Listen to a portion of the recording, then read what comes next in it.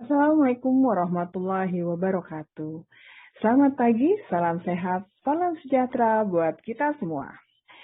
Baik, apa kabar anak-anakku semua? Saya Dini Saraswati Handayani pada saat ini akan memaparkan terkait konsep dasar akseptor alat kontrasepsi bawah kulit, di mana tema hari ini merupakan bagian dari blog RHFP. Baik anak-anakku semua, saya yakin saudara sudah siap tentunya mengikuti proses pembelajaran hari ini. Mari kita berdoa menurut agama dan keyakinannya masing-masing. Berdoa dimulai.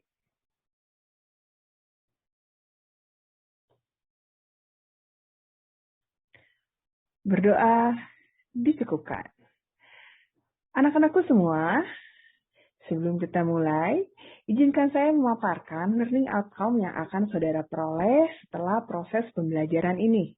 Namun, tidak salah tentunya saudara juga meyakinkan bahwa proses pembelajaran ini akan saudara lalui dengan sangat mudah. Karena saudara sudah menyiapkan dalam proses pembelajaran ini kita berjuang bersama untuk menambah ilmu, di mana ilmu, mencari ilmu merupakan satu bagian dari mencari ibadah. Bismillahirrahmanirrahim, semoga apa yang kita lakukan hari ini membawa berkah buat kita semua. Adapun learning outcome yang akan saudara peroleh nanti, saudara setelah menyelesaikan proses pembelajaran ini, saudara akan memperoleh ilmu terkait konsep dasar dari AKBK itu sendiri. Selanjutnya, saudara juga akan memperoleh gambaran sehingga saudara mampu menjelaskan prinsip-prinsip penggunaan alat kontrasepsi bawah kulit itu sendiri. Setelah poin nomor 2, saudara juga akan menemukan bagaimana sih langkah-langkah penggunaan alat kontrasepsi bawah kulit. Namun, sebelum saya menyampaikan tahapan-tahapan langkah penggunaan alat kontrasepsi bawah kulit, saudara akan melalui proses critical thinking terkait langkah-langkah yang akan saudara lalui saat saudara melakukan asuhan pemasangan alat kontrasepsi dan pencabutan alat kontrasepsi bawah kulit tentunya. Dan di akhir nanti, saudara juga akan memperoleh wawasan terkait faktor-faktor apa saja yang mempengaruhi keberhasilan penggunaan alat kontrasepsi bawah kulit.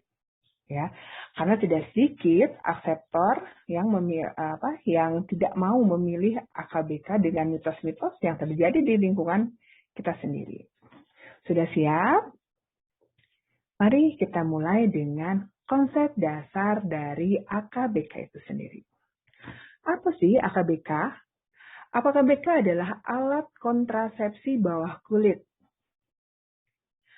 AKBK adalah metode kontrasepsi hormonal yang efektif, namun tidak permanen. Metode ini mampu mencegah terjadinya kehamilan antara 3 sampai 5 tahun. Metode ini juga dikembangkan oleh The Population Council, di mana organisasi internasional ini yang didirikan di tahun 1952 itu terus mengembangkan berbagai metode alat kontrasepsi. AKBK atau implan merupakan alat kontrasepsi yang dipasang di bawah kulit lengan atas. Jadi tepatnya di kulit bagian lengan atas yang berbentuk kapsul silastik lentur, di mana kapsul ini berisikan hormon levonorgestrel yang dapat mencegah terjadinya sebuah kehamilan. Adapun pengertian dari AKBK menurut Hanafi adalah suatu alat kontrasepsi yang mengandung levonorgestrel yang dibungkus dalam kapsul silastik silikon, polidimetris silikon, dan disusun di bawah kulit. Jadi kapsul ini tepat disimpan di bawah kulit. Bawah kulit mana? Bawah kulit lengan bagian atas. Jumlah kapsul ini disusupkan di bawah kulit sebanyak 2 kapsul, di mana masing-masing kapsul memiliki panjang kurang lebih 44 mm. Selain itu, masing-masing kapsul juga terdiri dari 7 mg levonorgestrel, di mana nanti kedua kapsul ini akan mendifusi melalui dinding kapsul levonorgestrel yang terdiri dari progestin, ya, dan progestin ini biasanya dipakai di pil KB seperti mini pil maupun pil kombinasi. Dia akan diserap di pembuluh darah tentunya. Adapun ciri-ciri dari AKBK itu sendiri, pertama, efektif 5 tahun untuk Norplant, ya, ciri-ciri AKBK, 3 tahun untuk Jedena, Indoplan, dan Implanon. Bentuk Norplant, Jedena, Implan, dan Implanon kayak gimana sih, Bu? Nanti kita lihat. Ciri-ciri AKBK ini memiliki sifat yang nyaman digunakan oleh pasien atau klien akseptor KB.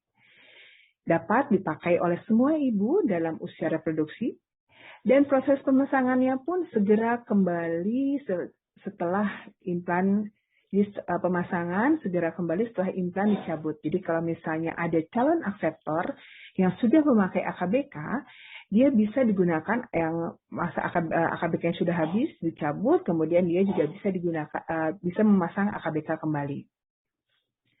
Adapun efek samping utama dari pemasangan AKBK diantaranya ada perdarahan yang tidak teratur, perdarahan bercak, dan amenore. Biasanya ini disebabkan oleh efek kerja dari hormon AKBK itu sendiri.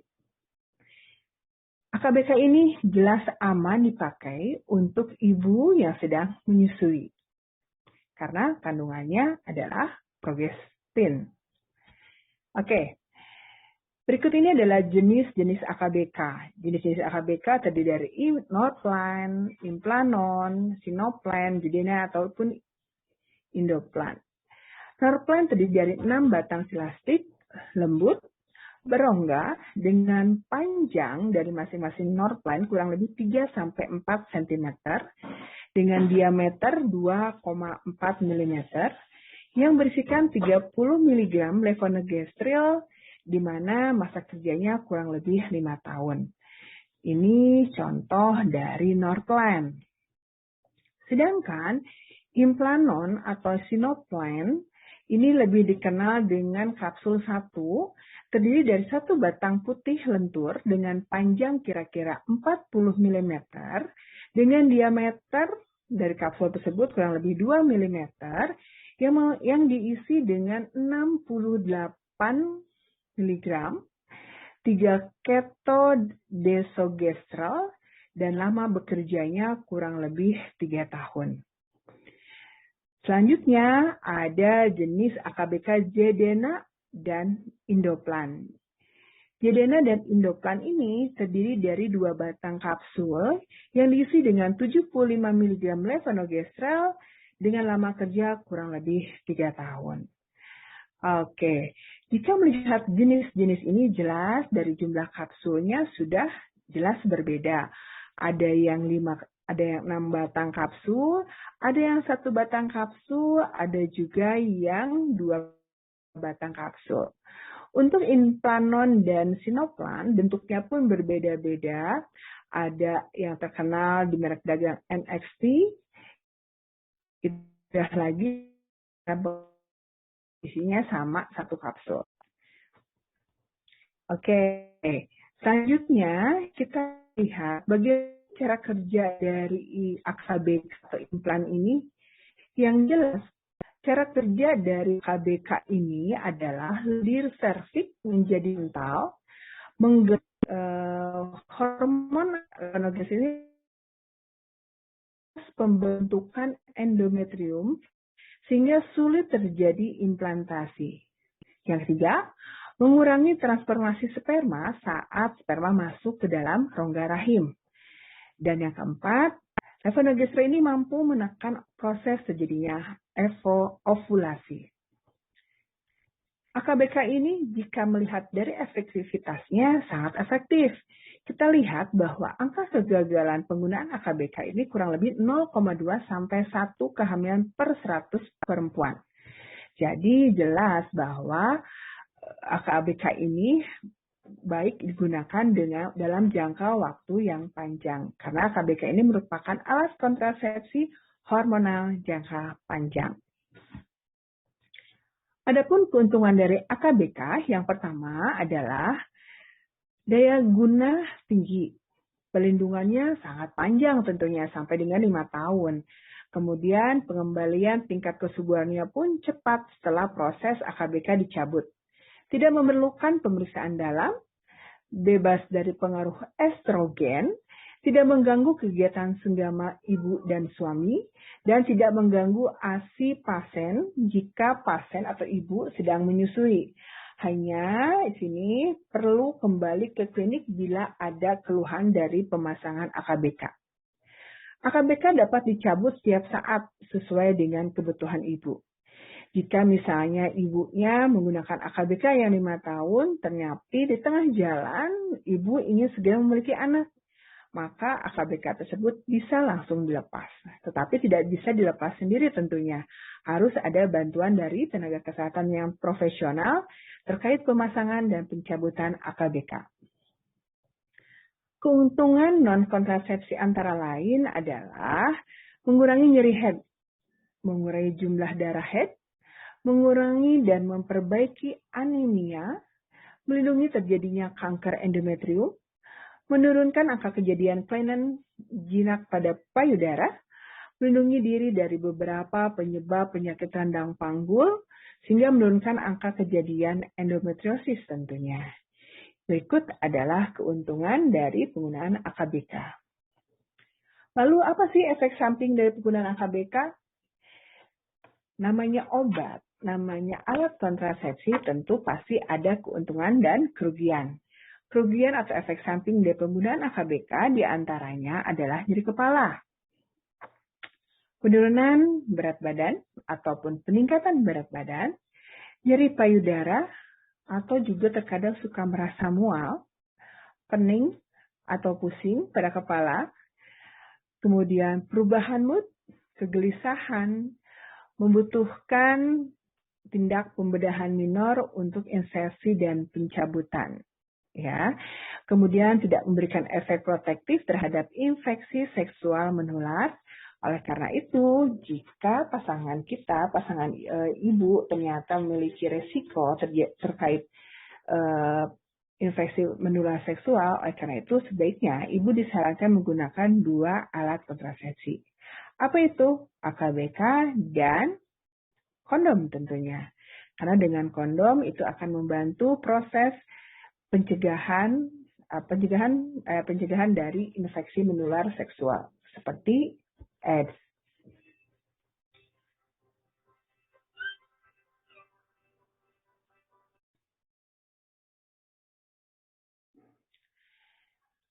Selain itu, klien tidak dapat menghentikan sendiri pemakaian alat kontrasepsi ini sesuai dengan keinginan. Dia tidak bisa dicabut sendiri. Ia harus pergi ke klinik untuk proses pencabutan tentunya. Adapun efektivitasnya menurun bila penggunaan AKBK ini aseptor mengguna juga obat-obatan tuberkulosis. Jadi aseptor ini selain menggunakan AKBK, ternyata dia sedang proses pengobatan TBC. Di mana di proses pengobatan TBC ini ada obat rifampicin. Nah, ini akan membantu proses efektivitas dari kerja AKBK. Selain obat-obat TBC, ada juga obat-obat epilepsi. Oleh karena itu, untuk pasien-pasien yang memiliki riwayat epilepsi, ya, sebaiknya pasien tersebut tidak menggunakan AKBK karena di situ ada phenytoin atau barbiturat yang akan mempengaruhi konsep atau cara kerja dari AKBK itu sendiri. Terjadinya kehamilan ektopik sedikit lebih tinggi bagi pengguna AKBK, kurang lebih 1,3 per 100.000 perempuan per tahun.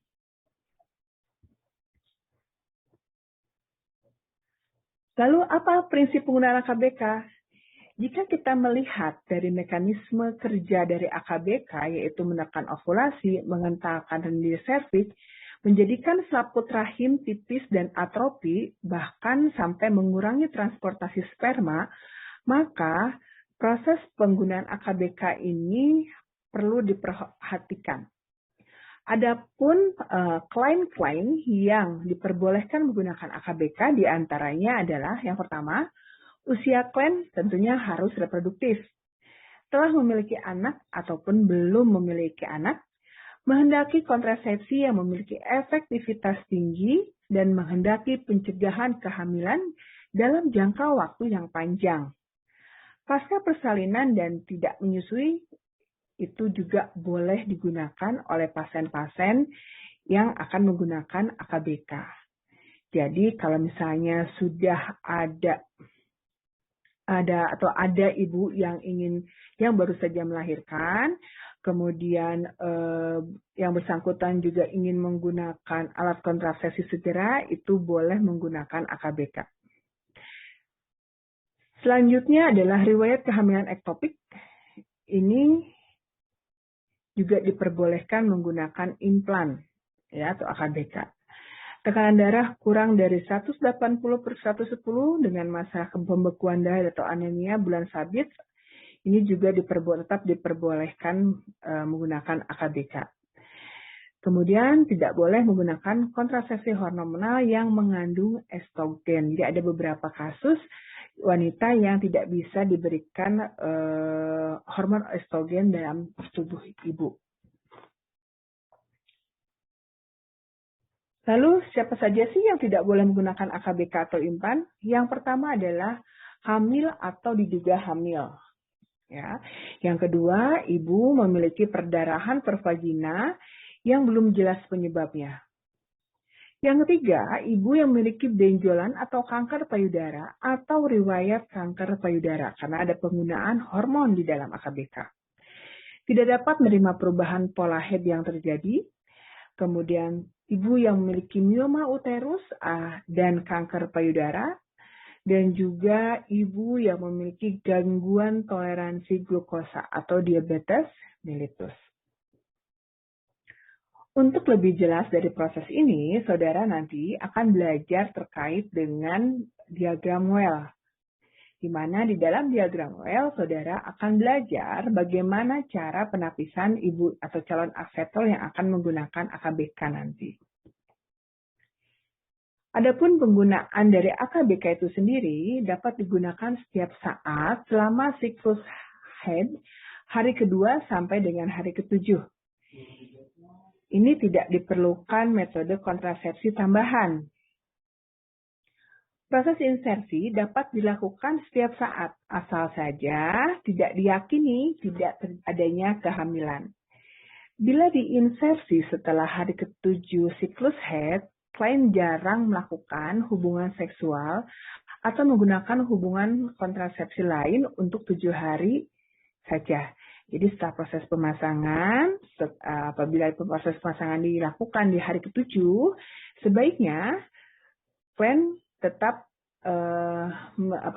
ada dua pilihan, boleh tetap melakukan hubungan seksual tetapi menggunakan pelindung, atau tidak melakukan hubungan seksual selama 1 minggu ke depan. Yang ketiga, bila klien tidak haid atau insersi bisa dilakukan setiap saat, asal saja tidak diyakini kehamilan. Jangan melakukan hubungan seksual atau menggunakan alat kontrasepsi lain untuk 7 hari saja. Jadi kalau misalnya ternyata kliennya nggak haid, kita lakukan pemasangan AKBK, tetapi kita sarankan untuk 7 hari setelah pemasangan AKBK, sebaiknya klien tidak melakukan hubungan. Nanti setelah 7 hari, klien akan melakukan kunjungan ulang, diperiksa hasil pemasangannya, dan baru dari situ nanti akan dijelaskan oleh bidan atau tenaga kesehatan lainnya terkait hasil dari pemeriksaan tersebut. Yang keempat, bila klien menyusui antara 6 minggu sampai 6 bulan pasca persalinan, insersi dapat dilakukan setiap saat. Jadi untuk ibu-ibu yang sedang menyusui, nah ini boleh dilakukan atau setelah 6 bulan menyusui. Jadi kan sebelumnya ibu ini melakukan KB alamiah ya. KB alamiah, nanti setelah selesai KB alamiah, ibu ingin menggunakan AKBK, itu diperbolehkan setiap saat. Bila menyusui penuh, klien tidak perlu memakai metode kontrasepsi lain tentunya, karena sudah ada metode kontrasepsi alamiah tadi dari cara menyusui. Kemudian, bila setelah 6 minggu melahirkan dan telah menjadi head, ada proses head, insesi dapat dilakukan setiap saat, tetapi jangan melakukan hubungan seksual selama 7 hari atau menggunakan metode kontrasepsi lain untuk 7 hari saja. Oke, jadi jelas proses penggunaan AKBK ini harus tetap melihat bagaimana kondisi klien. Ya, tadi kalau misalnya klien yang sebelumnya menggunakan metode MAL, klien tersebut untuk 7 bulan setelah 6 bulan, di bulan ke-7 dia ingin menggunakan AKBK, dia boleh dilakukan setiap saat. Tetapi harus ada metode lain yang digunakan untuk mencegah proses kehamilan tentunya. Kemudian, bila klien menggunakan kontrasepsi hormonal dan ingin menggantinya dengan implan, insesi dapat dilakukan setiap saat. Asal saja klien tersebut meyakini tidak hamil. Misal ada klien kita yang awalnya menggunakan alat kontrasepsi suntik, ya, suntik 3 bulan, kemudian ingin beralih ke AKBK karena melihat kondisi perekonomian dan lain sebagainya, akhirnya AKBK, itu bisa digunakan setiap saat. Tapi harus diyakini bahwa klien tersebut tidak sedang hamil. Untuk klien yang menggunakan konsultasi terdahulu dengan benar. Jadi pastikan bahwa klien memang menggunakan alat kontrasepsi KB suntik 3 bulannya dengan benar, kapan kunjungan ulangnya, dilihat, dan disitulah AKBK bisa diberikan. Kemudian, kapan lagi sih AKBK bisa diberikan? Penggunaan AKBK bisa diberikan. Bila kontrasepsi sebelumnya adalah kontrasepsi suntikan, implan dapat diberikan pada saat jadwal ya. Tadi saya bilang ya, implan dapat diberikan pada saat jadwal kontrasepsi suntikan tersebut digunakan. Tidak diperlukan metode kontrasepsi lain kalau misalnya ibunya sebelumnya sudah menggunakan KB suntik, ya KB suntik dan datangnya pada jadwal penggunaan KB suntik itu sendiri. Kemudian AKBK ini juga penggunaannya bisa digunakan untuk kontrasepsi non-hormonal. Jadi sebelumnya ibu menggunakan AKDR. Nah, saat ini ibu ingin beralih ke AKBK. Nah, insersi AKBK dapat dilakukan setiap saat. Asal saja tadi sama ya, yakini klien tidak sedang hamil. Tidak perlu menunggu sampai datang hamil atau berikutnya. Ya, bila kontrasepsi sebelumnya adalah AKDR dan kalian ingin menggantinya dengan implan, maka implan dapat diinsersikan pada saat head hari ke-7. Dan klien jangan melakukan hubungan seksual selama 7 hari atau 1 minggu.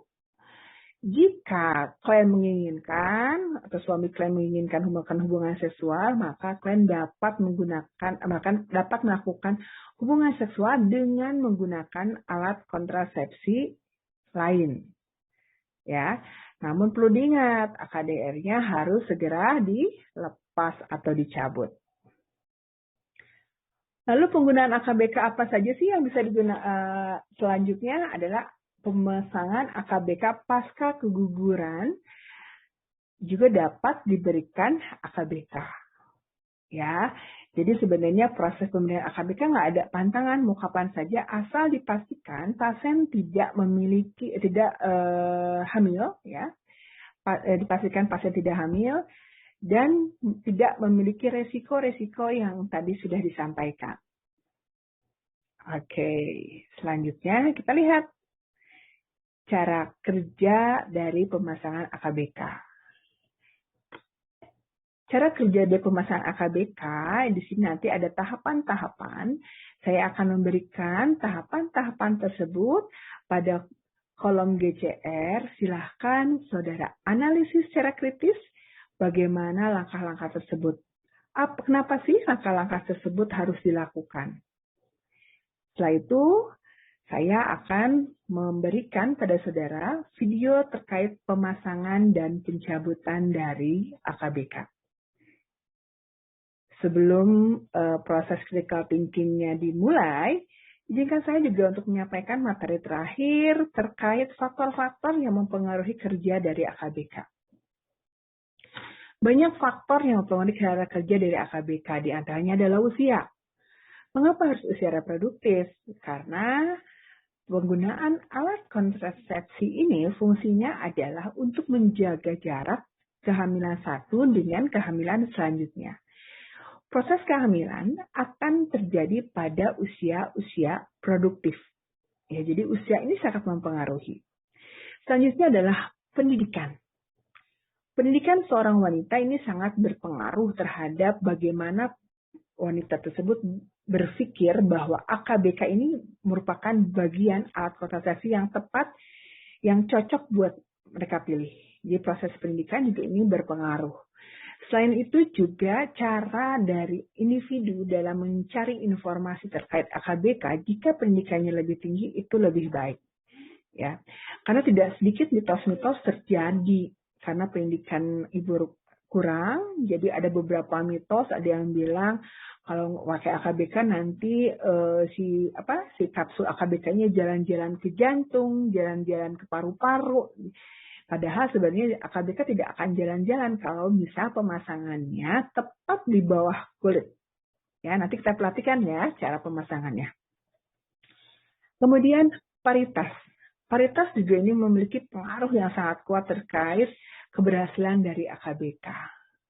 Pengetahuan, tentu cara manusia, cara individu menggali informasi, memiliki wawasan yang luas dengan AKBK, memiliki wawasan terkait keuntungan dan kerugian AKBK dan dia menerima konsekuensinya, mau tidak mau juga ini akan berdampak terhadap proses keberhasilan AKBK. Tidak sedikit orang individu-individu yang menutup mata terkait pentingnya penggunaan AKBK. Karena sebenarnya kalau kita menggunakan, merencanakan kehamilannya dalam jangka waktu panjang, sebaiknya kita menggunakan alat kontrasepsi jangka panjang, bukan alat kontrasepsi jangka pendek. Karena ini akan berpengaruh terhadap kerja hormon di dalam tubuh ibu atau tubuh klien kita itu sendiri. Selanjutnya ada pekerjaan. Banyak orang yang tidak mau memilih AKBK karena pekerjaannya mengangkat barang-barang berat. Khawatir kapsul AKBK itu hilang atau tidak terabah. Ya. Kemudian dukungan dari suami juga sama. Suami tidak menginginkan jangka waktu yang panjang untuk penggunaan alat kontrasepsi karena suami menginginkan jarak antara anak satu dan anak kedua dengan waktu yang sangat dekat. Ini juga berpengaruh. Selain itu, sosial ekonomi yang dimiliki oleh suami juga bisa mempengaruhi dukungan suami terhadap penggunaan AKBK ibu. Efek samping yang terjadi juga sama, ya. Tidak sedikit ibu menggunakan AKBK mengeluh pusing, kemudian mengeluh mual, tanda-tanda seperti pengguna alat kontrasepsi hormonal lainnya. Budaya jelas, biasanya penggunaan alat kontrasepsi jangka panjang itu dipengaruhi oleh faktor-faktor budaya. Turun-temurun, misalnya ibunya sudah menggunakan AKBK, menceritakan pengalaman AKBK-nya baik, dan akhirnya anaknya ingin menggunakan AKBK. Atau mungkin ada yang menceritakan bahwa dengan menggunakan AKBK, ibunya merasa tidak nyaman, banyak sekali gangguan. Jadi pada saat kita sebagai tenaga kesehatan menjelaskan pada ibu akan keuntungan dan kelemahan dari AKBK, itu tidak berpengaruh bagi ibu karena ibu sudah memutuskan tidak mau memilih AKBK. Dan masih banyak lagi terkait faktor-faktor yang mempengaruhi bagaimana kerja AKBK. Oke, berarti ada 2 tugas yang harus saudara lakukan. Yang pertama, tadi saudara melakukan critical thinking terkait langkah-langkah dari pemasangan dan pencabutan AKBK. Yang kedua adalah mencari jurnal yang menyatakan faktor-faktor yang mempengaruhi kegagalan akseptor AKBK. Kemudian lakukan analisis dari jurnal tersebut, jurnal yang saudara peroleh tentunya. Tugas ini merupakan tugas individu, sedangkan proses analisis merupakan tugas kelompok. Oleh karena itu, selamat belajar, silakan menggali. Setelah itu saya akan membagikan video terkait pemasangan dan pencabutan AKBK. Terima kasih. Pemaparan untuk konsep dasar pemasangan AKBK dan penilaian AKBK sudah selesai. Silakan saudara melakukan diskusi. Setelah diskusi saudara berakhir, silakan upload tugas diskusi tersebut ke dalam kolom yang sudah ditentukan. Semangat belajar, salam sejahtera buat kita semua.